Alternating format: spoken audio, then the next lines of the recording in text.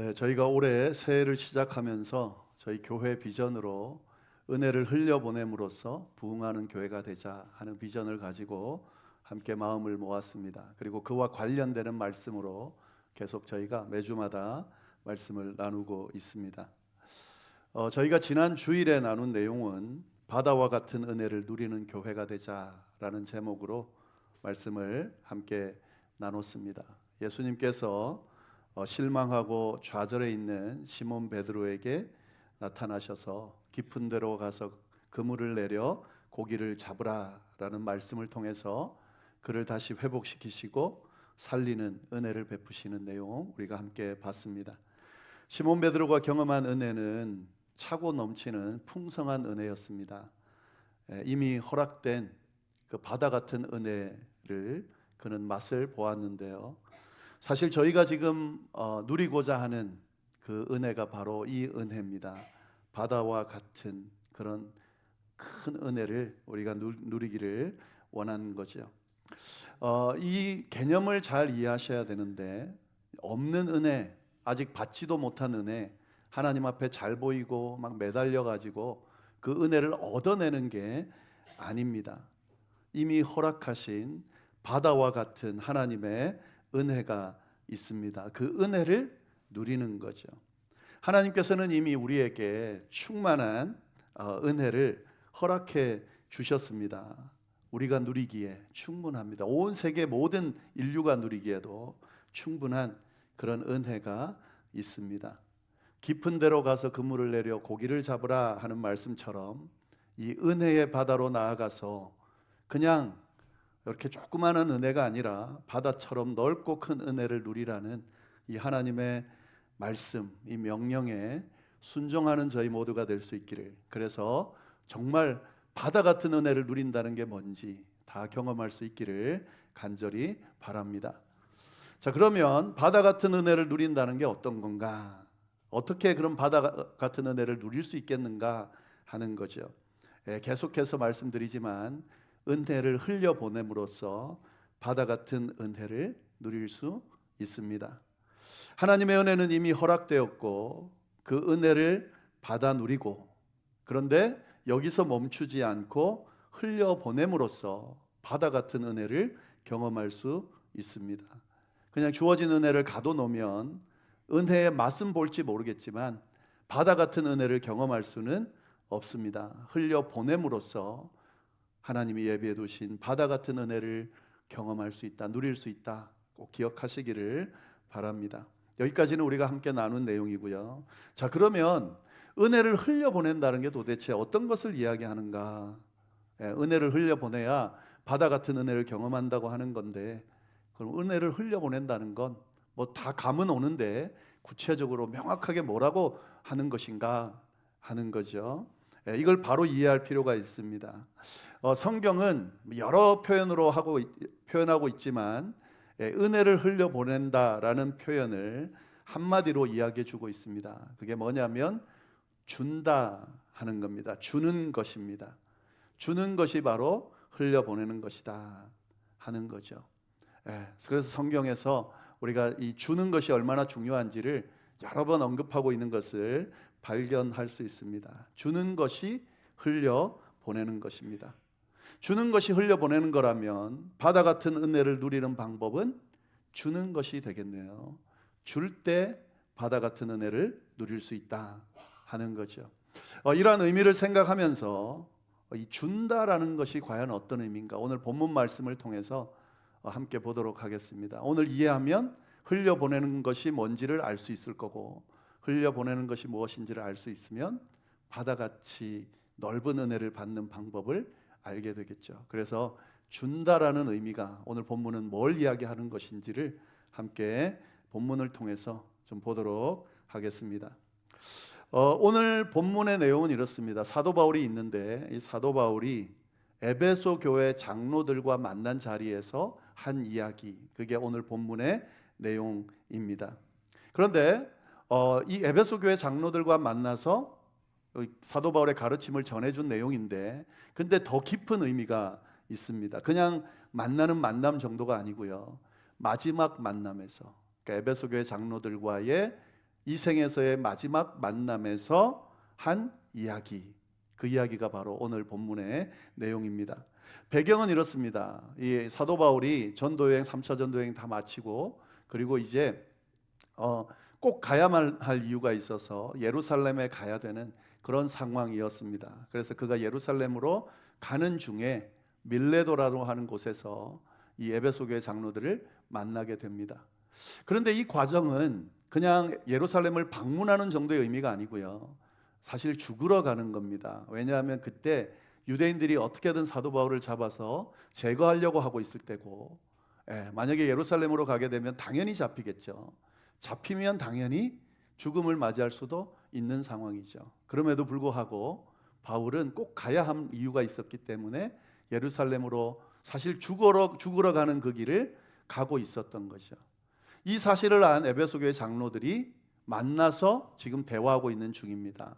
가지 말라고 지금 막 이렇게 붙잡고 있는 그런 상황에서 사도 바울이 에베소 교회 장로들에게 한 이야기가 바로 오늘 본문의 내용이다 하는 거죠. 이건 뭘 의미하는 거예요? 유언과도 같은 이야기를 하고 있다는 걸 알 수가 있는 거죠. 그러니까 지금 마지막 만남에서 이제 다시는 만나지 못할 상황에서 에베소 교회 장로들에게 마지막으로 유언과도 같은 이야기를 하고 있는 것이 바로 오늘 본문의 내용이다 하는 거죠. 바울은 수많은 가르침을 가르쳐 주었습니다. 근데 그 많은 가르침 중에서 유언과도 같은 마지막 말을 뭐로 마무리하고 있을까? 마무리한 내용이 뭐냐면 35절에 나오는 내용이죠. 주는 것이 받는 것보다 복이 있다. 이게 사도 바울이 유언과도 같은 그의 가르침 중에 가르쳤던 수많은 중요한 것 중에 추려서 이제 마지막으로 하는 그 이야기, 기회가 주어진 이 시점에 전하고 있는 메시지가 바로 이 메시지다 하는 거죠. 주는 것이 받는 것보다 복이 있다 하는 거죠. 이 말씀은 에베소 교회 장로들에게 또 에베소 교회 교인들에게 그리고 이 당시에 있던 모든 사도 바울의 고난 안에 있던 성도들에게 또 사실은 모든 그리스도인들에게 하시는 말씀이다. 핵심적인 내용이다라고 우리가 잘 주목해 볼 수 있어야 하겠습니다. 그냥 여러 성경에 나오는 말씀 중에 하나가 아니고 너무너무 중요한 이야기구나라는 것을 우리가 깨달을 필요가 있습니다. 바울은 사도로서 삶을 살았는데 그의 사도로서의 삶을 한마디로 정의해 본다면 주는 삶이었다, 이렇게 우리가 정의할 수 있겠습니다. 오늘 본문을 통해서 보면 33절 34절 말씀을 보시면은요, 이런 말씀이 있죠. 내가 아무의 은이나 금이나 의복을 탐하지 아니하였고 여러분이 아는 바와 같이 이 손으로 나와 내 동행들이 쓰는 것을 충당하였다. 여기서 이 본문을 가지고 일반적으로 사도 바울에 대한 성품을 우리가 이야기를 합니다. 사도 바울은 어떤 사람이었냐? 은이나 금이나 의복을 탐하지 않는, 욕심스럽지 않은 사람, 겸손하고 또 청빈한 사람이었다. 이 본문을 보면서 우리가 그렇게 이해를 합니다. 그 다음에 또 한 가지 더 이 본문을 통해서 우리가 뭘 알 수 있냐면 사도 바울은 자비량 사역자였다. 천막을 고치는 기술이 있었습니다. 그래서 그 기술을 가지고 일하면서 그러면서 이 사도로서의 선교 사역을 감당했던 사람이 바로 사도 바울입니다. 그래서 이걸 가지고 뭐 겸손하게, 사역자라면 이런 겸손한 모습이 있어야 된다, 그리스도인이라면 이런 겸손한 모습이 있어야 된다, 청빈한 모습이 있어야 된다라고 교훈하기도 하고, 그리고 또 심지어는 사역자들이 자비량해야 된다, 이렇게 이제 이야기하는 그런 분들도 있습니다. 자비량 사역자에 대한 아주 장점이 있습니다. 또 자비량 사역한다는 것이 갖고 있는 유익이 있습니다. 그러나 이 내용을 단편적으로 그렇게만 이해하기에는 이 말씀 안에 담겨져 있는 의미, 우리가 조금만 들여다보면 그것보다 더 중요하게 이야기하려고 하는 내용이 있다는 것을 알 수가 있습니다. 이 당시에 사도들 중에 전적으로 자비량하지 않고 사역하는 사도들도 많이 있었거든요. 만약에 사도 바울이 이 이야기를 하면서 그들을 비판하는 이야기로 한 거라면 사도 바울의 성품이 거기까지밖에 되지 않겠죠. 근데 그렇게 사도 바울은 그런 사람이 아닙니다. 그 의미를 이야기하려고 하는 게 아니고요. 오늘 본문에 쭉 말씀을 보시면 어떤 내용이 있냐면 이 내용을 한번 보겠습니다. 나와 내 이 손으로, 나와 34절 말씀입니다. 이 손으로 나와 내 동행들이 쓰는 것을 충당하였다. 이 말씀은 뭐냐면 자기가 이 천막 치는 기술을 가지고 돈을 벌어서 그래서 뭘 했다는 겁니까? 자기와 함께하는 동역자들을 위해서 충당했다. 나도 썼지만 내 동역자들, 함께하는 내 동행들이 쓸 수 있도록 충당했다 하는 겁니다. 이게 뭘 의미할까요? 나와 함께하는 이들에게 내 것을 내어줬다라고 하는 의미입니다. 35절에 보면 더 명확하게 나와 있습니다. 35절 보시면은 범사에 여러분에게 모본을 보여준 것과 같이 수고하여 약한 사람들을 도왔다. 사도 바울이 수고한 이유는 약한 사람들을 돕기 위함이었다. 그리고 이것을 수많은 제자들에게, 성도들에게 본을 보여주었다라고 이야기를 하고 있는 겁니다. 그러니까 약한 사람들을 돕는 것을 지금 말하고자 하는 거예요. 그리고 결론이 뭡니까? 마지막에 주는 것이 받는 것보다 복이 있다. 이렇게 이야기를 하고 있는 거죠. 그러니까 자신이 너무 중요하게 생각했던 삶은 뭐냐면 주는 삶이었고, 그리고 이것을 본이 되게끔 내가 직접 행했고, 그리고 이렇게 결론적으로 너희도 그랬으면 좋겠다라고 가르쳐주고 있는 거죠. 자신처럼 이렇게 주는 삶을 살아라, 이렇게 가르쳐주고 있는 겁니다. 그래서 유언과도 같은 이 시간에서 이 시점에 바울이 가르치고 싶었던 건 뭐냐면 주라, 주는 삶을 살으라 하는 겁니다. 그는 그렇게 믿고 그 주는 삶을 살았고 본을 보였고 그리고 말하고 있다 하는 거죠. 우리가 이걸 놓치면 안 된다는 거죠. 근데 여기서 보시면 바울은 이 주는 것이 받는 것보다 복이 있다는 말을 자기가 한 게 아니라 예수님께서 하신 말씀이라고 분명하게 이야기하고 있습니다. 35절에 보시면은 또 주 예수께서 친히 말씀하신 바 주는 것이 받는 것보다 복이 있다.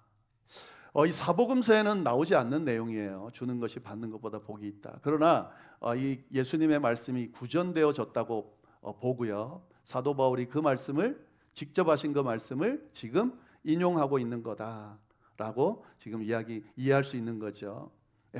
예수님이 그렇게 가르쳐 주셨다. 사도 바울이 가르쳐 주는 것만으로도 충분합니다.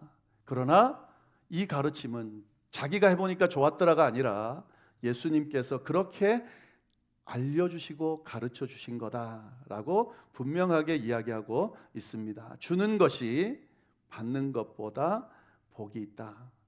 그러니까 예수님의 이 말씀을 나는 지켰고, 그리고 이 말씀을 지키면서 살았고, 그리고 다른 사람들에게 본을 보였고, 내가 죽기 전에 결론적으로 이야기하자면 이 말씀은 진짜다, 이렇게 이야기를 하고 있는 거죠. 주는 것이 받는 것보다 복이 있다. 오늘 우리에게 하시는 말씀인 거죠. 세상은 이렇게 말합니다. 받는 것이 복이 있다. 많이 가지는 것이 복이 있다. 쌓아두는 사람이 지혜롭고 복 있는 사람이다. 이렇게 이야기합니다. 근데 이 말은 맞는 말입니다. 성경도 이 말이 틀렸다고 말하지는 않습니다. 우리가 이 말씀을 보면서 주는 것은 복이 있고 받는 것은 복이 없다, 이런 말씀은 아니죠. 분명히 그렇게 말하고 있지 않습니다. 주는 것이 받는 것보다 더 복이 있다는 것은 받는 것도 복이 있다는 걸 인정하는 거죠. 받는 것이 잘못된 거 아닙니다. 받을 수 있으면, 내가 뭔가를 받고 채울 수 있다면 그것도 복이죠. 잘못된 거는 아닙니다만은, 그러나 성경은 분명히 이야기하고 있습니다. 받는 것도 복인데 주는 것은 그것보다 더 복이 있다. 이렇게 이야기하고 있는 거죠. 예. 받는 것으로 복받은 삶을 사는 것도 좋지만 주는 것은 더 복이 있다, 이 이야기를 하는 거죠. 하나님의 은혜를 너희가 받아 누리며 사는 것, 이건 참된 복이다. 그런데 흘려보내면 바다와 같은 은혜를 경험할 수 있다. 더 큰 복이 임한다. 이런 말씀과도 같은 겁니다. 사도 바울은 이 주님의 말씀을 붙들고 일평생 살았고 사람들의 본이 되기 위해서 애를 썼고 결국 이렇게 고백하고 있는 거죠. 예수님의 말씀이 진짜더라. 주는 것이 받는 것보다 더 복이 되더라 하는 거죠. 예. 바다 같은 은혜를 누린다는 것은 바로 이걸 의미합니다. 우리가 그냥 하나님이 주시는 은혜 요만큼을 누리고 말겠다고 하면 그냥 그만큼 받으면 돼요. 그러나 예비해 놓으신 하나님의 그 크신 은혜, 바다와 같은 그보다 더 넓은 은혜를 경험하고 싶다면 이 예수님의 말씀에 주목할 필요가 있습니다. 주는 것이 받는 것보다 더 복이 있다 하는 거죠. 왜 이런 차이가 있을까? 이 받는 복, 그 복은 누구를 위한 복입니까? 나를 위한 복이죠. 그죠? 내가 받는 복은 나를 위한 복입니다. 내가 생존하기 위해서 받음으로 내가 복이 되는 거죠. 그런데 주는 복은 나만이 아니고 이 생존, 내가 생존하는 것을 넘어서서 주변을 살리는 그런 은혜가 임하기 때문에 더 큰 복이 임하는 거죠. 나만 좋을 거냐, 나도 좋고 내 주변도 좋을 거냐 하는 차이가 받느냐 주느냐에서 나온다 하는 거죠. 받는 복은 내게 기쁨이 됩니다. 내 가정에만 기쁨이 됩니다. 그런데 주는 복은 나도 기쁨이 되지만 누군가를 기쁘게 만드는 그런 은혜가 임한다. 그러니까 더 큰 복이 되는 거죠. 심지어는 이것이 뭘 의미하냐면 하나님의 기쁨에 동참하는 것을 경험하게 한다. 하나님의 성품은 뭐냐면 자기만 챙기지 않으십니다. 하나님은 당신의 것만 탁 움켜쥐고 내 거 이렇게 하고 계신 분이 아니십니다. 넘치는 사랑으로 인류를, 이 세상을 사랑하시고 가진 걸 자신의 독생자 아들까지도 내줄 정도로 그렇게 나누고 베푸는 성품을 가지신 분입니다. 그리고 그것을 기쁨으로 여기는 분입니다. 그러니까 나누면서 얻는 이 기쁨은 하나님의 그 기쁨을 맛보는 과정이 되기 때문에 그냥 단순하게 받는 복으로서는 절대 누릴 수 없는 그런 복을 받을 수 있다. 이 성경이 이야기하고 있습니다. 그렇기 때문에 이 받는 복만 누리는 사람과 주는 복까지 누릴 줄 아는 사람의 삶의 질은 당연히 다를 수밖에 없겠죠. 받는 복에만 치우쳐 있는 사람은 남들이 보기에는 야, 잘 살았구나. 근데 가만히 들여다보면 자기만 잘 살았구나. 뭐 이렇게 되겠죠. 그렇게 대단하게 여기지 않습니다. 부러워하고 나도 저렇게 되고 싶다는 마음은 가질지 모르지만 저 사람을 보면서 저 사람 때문에 주변에 있는 사람이 막 살아나고 저 사람이 베푸는 것 때문에 막 그 은혜가 막 넘쳐나서 야, 참 좋다. 진짜 저분은 정말 큰 은혜를 받은 사람이구나. 이렇게까지 평가하지는 않는다는 거죠. 그러나 주는 사람은 다릅니다. 삶이 흘러 넘쳐서 이 복이 흘러 넘쳐서 그 사람도 대단하지만 그 사람이 살린 사람들을 보면서 야, 저 사람이야말로 진짜 은혜 받은 사람이구나. 복 받은 사람이구나. 이렇게 평가하게 된다. 완전히 차원이 다른 그런 복이 임한다 하는 거죠. 흘려보낼 때, 다시 말해서 줄 때 받는 이 복이 바다와 같은 은혜를 경험하는 길이라는 것을 우리가 꼭 기억하고 이런 삶을 사실 수 있기를 간절히 바랍니다. 근데 그러면 준다는 게 뭐냐 하는 거죠. 이 준다는 거에 대한 이해가 제대로 안 되면 또 이 제대로 할 수가 없습니다. 준다는 게 뭐냐? 우리가 일반적으로 준다 그러면 뭐 힘든 사람들 물질적으로 좀 도와주고 주변에 있는 사람들 뭘 도와주고 이걸 이야기하는 거다. 맞죠? 그러나 이 정도의 이야기하려고 주는 것이 받는 것보다 복이 있다 이런 말씀 하시지는 않을 거예요. 주는 게 뭔지를 잘 아셔야 돼요. 준다는 게 그럼 도대체 뭐냐? 뭘 주면서 내가 그 더 큰 복을 받을 거냐 하는 거죠. 나는 뭐 물질적으로 많지도 않고 뭐 나눠줄 것도 별로 없는데 뭘 줄 거냐. 나는 이미 나이도 들고 노쇠하고 뭐 뭘 더 줘야 될 거냐. 이런 생각을 하실 수 있죠. 준다는 의미를 잘 이해할 필요가 있습니다. 제가 이 준다는 의미를 가지고 말씀을 막 이렇게 묵상하면서 준비할 때 갑자기 그런 질문이 하나 들더라고요. 이 준다라고 하는 이 표현을, 주다라고 하는 표현을 정말 많이 쓰는 언어가 있더라고요. 그게 뭐냐면 우리 한국말입니다. 한국말이 이 준다, 주다라는 말을 엄청 많이 씁니다. 한국말에 주다라는 말이 있는데 우리가 일반적으로 주다라는 그것도 있지만 보조 동사로 엄청 많이 쓰입니다. 그래서 제가 구글도 막 찾아보고 AI 도움도 받아보고 이 주다라는 보조 동사가 갖고 있는 의미가 뭔지를 설치해 보니까 이 주다라는 말을 한국 사람들이 정말 잘 이해하고 사용하고 있더라는 것을 발견했습니다. 뭐 이런 말이 있죠. 해주다. 이 말은 뭐죠? 하다를 해주는 것으로 말하는 거죠. 하다가 있고 주다란 말을 붙이면 해주는 게 되는 거죠. 만들어주다. 이건 뭐가 주다가 된 거예요? 만들다라는 것이 만들어 주는 게 되는 거죠. 가르치다, 가르쳐 주다라고 할 때 가르치다는 말이 주다를 붙여서 가르쳐 주는 게 되는 거죠. 도와주다, 이 말도 돕다라는 말에 주다를 붙여서 도와주다가 되는 겁니다. 그러니까 주다를 붙여놨어요. 안 붙여도 되는 말들인 것 같은데 주다를 붙여서 우리가 많이 쓰더라는 거죠. 근데 그 말들의 공통점을 보니까 이 주다라는 말이 붙은 경우는 어떤 의미에서 붙여 있냐면 안 해도 되는데, 꼭 안 해도 되는데 더 덧붙인 것, 그런 의미가 있더라는 거죠. 그리고 주다는 말이 붙으면 모두 다 상대방을 위하는 것이 되더라는 거죠. 그러니까 나 중심이 아니고 상대방 중심의 의미의 단어들이 바로 이 주다가 붙은 내용들입니다. 그러니까 주다라는 말을 붙이면서 해주는 거죠. 배려해 주는 거고 또 그렇게 마음을 써주는 거죠. 그래서 이 주다는 말이 붙으면 배려가 들어가게 되고요. 손해를 감수하는 모습이 들어가게 되고, 그리고 이 주다라는 말이 붙으면서 관계도 굉장히 좋아지는 그런 어떤 일들이 되더라는 거죠.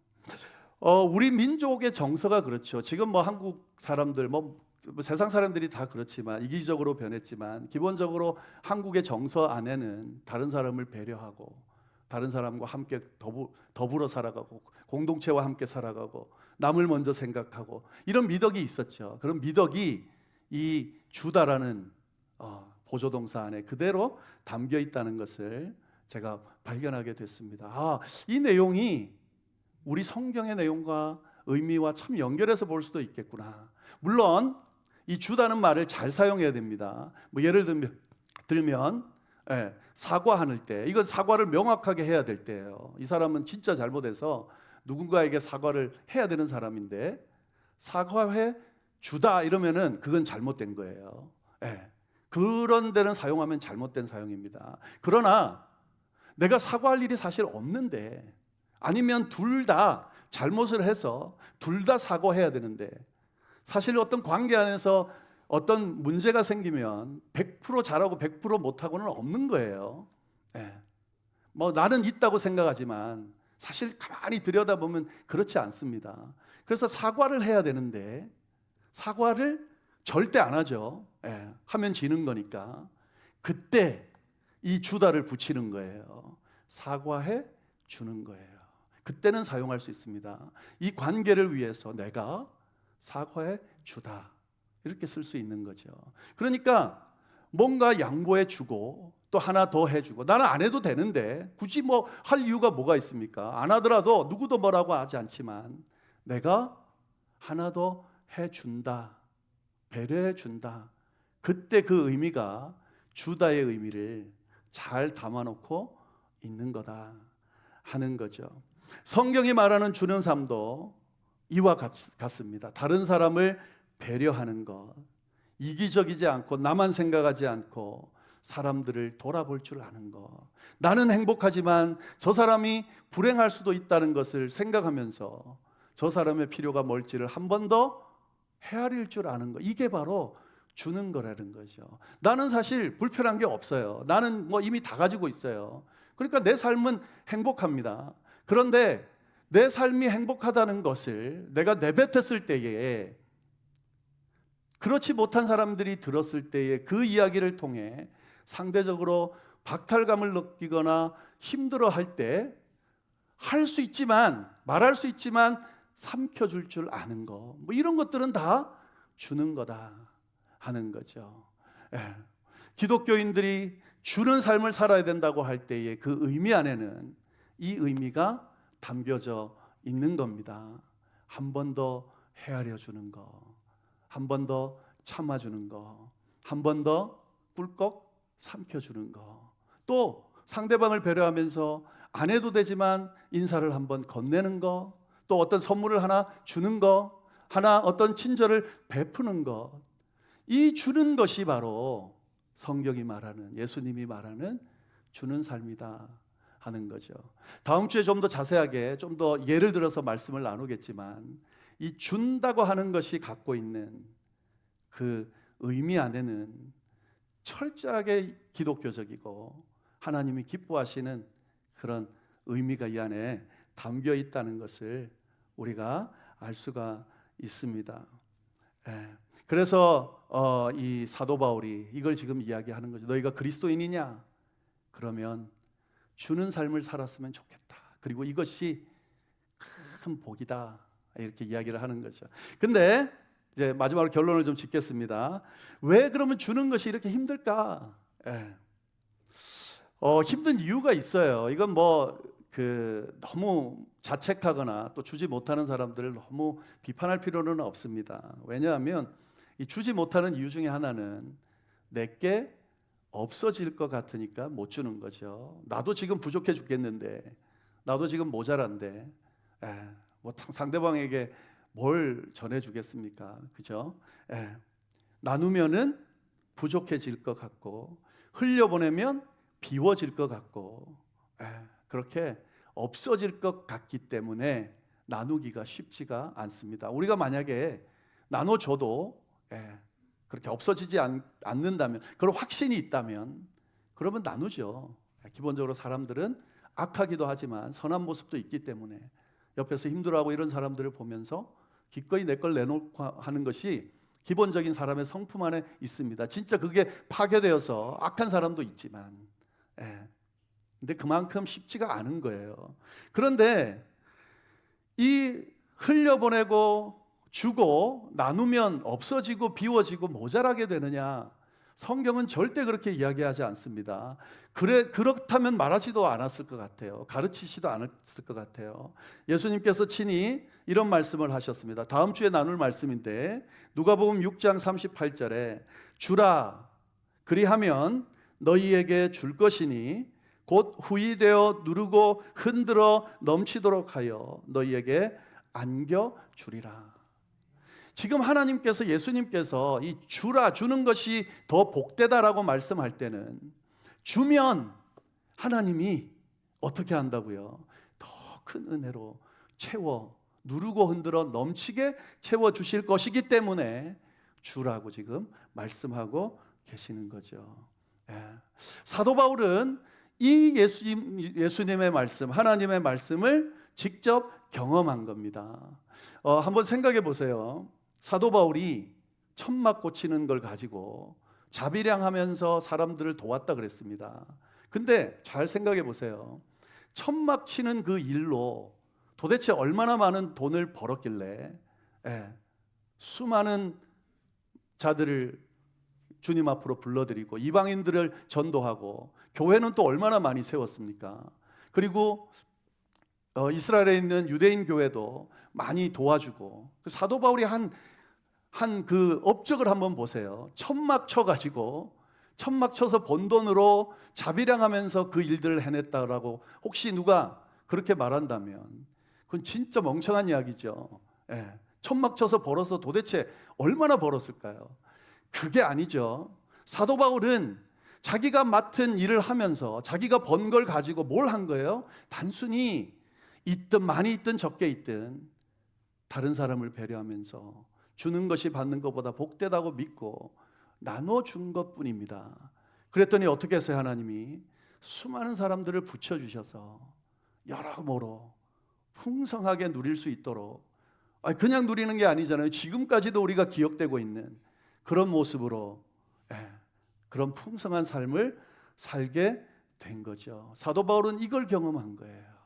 그리고 이거를 에베소 교회 장로들을 통해서 그리스도인들에게, 하나님의 백성들에게 전하고 있는 겁니다.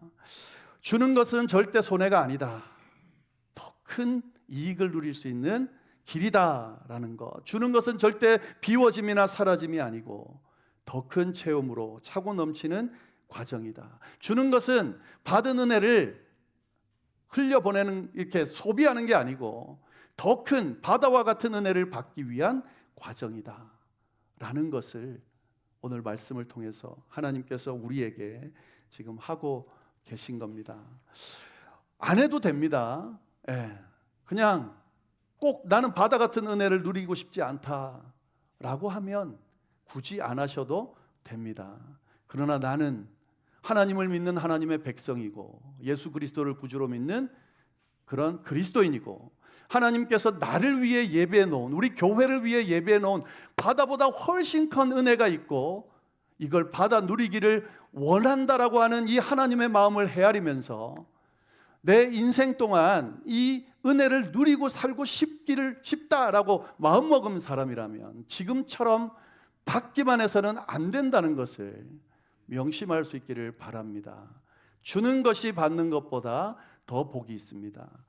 아리조나 열방교회가 진짜 부흥하기를 원하는, 진짜 우리 교회는 정말 부흥하기를 원한다.